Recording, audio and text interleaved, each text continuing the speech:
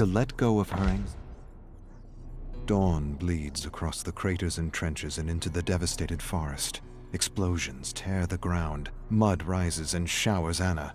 Men tumble headlong into open craters filled with rotting cadavers. Mangled human and horse flesh make a feast for rats. Other men are blasted to bits and pieces. Some drown in mud and blood. The brutal savagery of these human animals amuses Anna.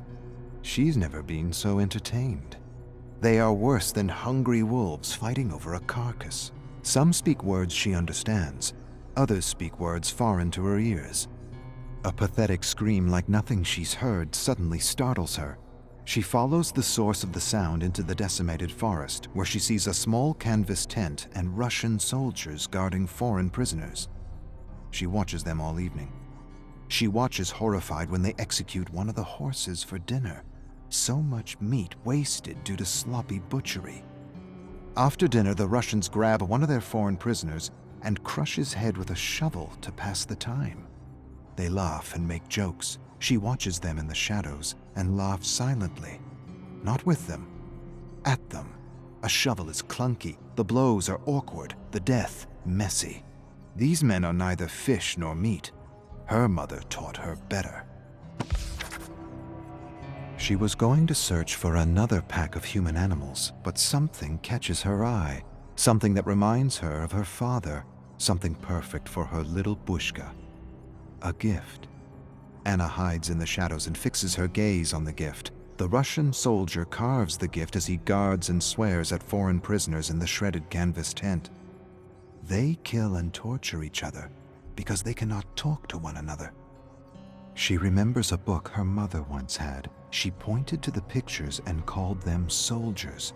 They were the ones who butchered her father. Soldiers tear each other apart for reasons her mother could never explain. She watches them and doesn't understand. She's not sure they do either. Maybe they like the hunt, the scent of fear, the bloodlust. She stares at the perfect gift and wants to give them a little war they'll never forget.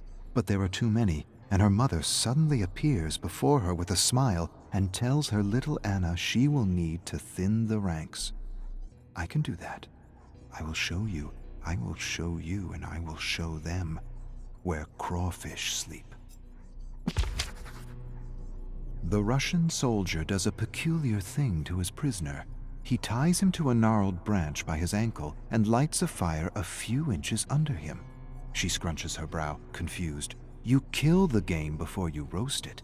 But these soldiers enjoy his agony. She recognizes the yelling and shrieking foreigner. Just a few moons ago, he was torturing Russian prisoners in another tent. Just a few moons ago, he was the tormentor. The Russian holds the perfect gift in his hands while the prisoner shrieks and squeals like a pig. She smirks. It's kind of a funny cry. It is. It's amusing. The Russians make jokes and imitate the squealing cry. She fights down explosive laughter. It's the most ridiculous sound she's ever heard. The sound of an approaching soldier suddenly startles her. She wheels to see a glittering bayonet rushing her. She evades and grabs the pathetic scrawny man by the neck, curls her calloused fingers around his bulging apple and yanks with devastating fury. With a choked gurgle, he collapses and lies dead on the ground with his throat torn out. She returns her attention to the laughing Russians and the squealing human swine. She smiles. They'll all be making similar sounds when she's through with them. 4 Russian soldiers lurk around the tent searching for their missing comrade. Anna stealthily tracks one soldier, inching closer and closer with every step. Poor pea-green mule. He has no sense these will be his last few breaths. She watches him for a long moment, then strategically steps on a twig. The crack makes him turn, but before he meets Anna's gaze, her axe splits his nose between the eyes, smashing his teeth and severing his tongue. She covers his bloody mouth with her hand as she rummages through his pockets for the perfect gift. Nothing. She raises her hand to let the choking, gurgling sounds lure the other 3.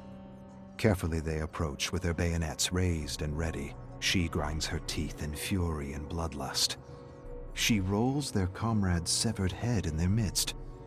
A moment of shock, and it's all she needs as she leaps out and drops 2 soldiers with one lash of her axe. The other soldier rushes in with a scream, and she meets him with a sweeping stroke that severs his head clean off the torso. A geyser of blood erupts as his headless torso staggers stupidly back and forth as though searching for its lost head. The torso staggers forward, then pitches backward and collapses.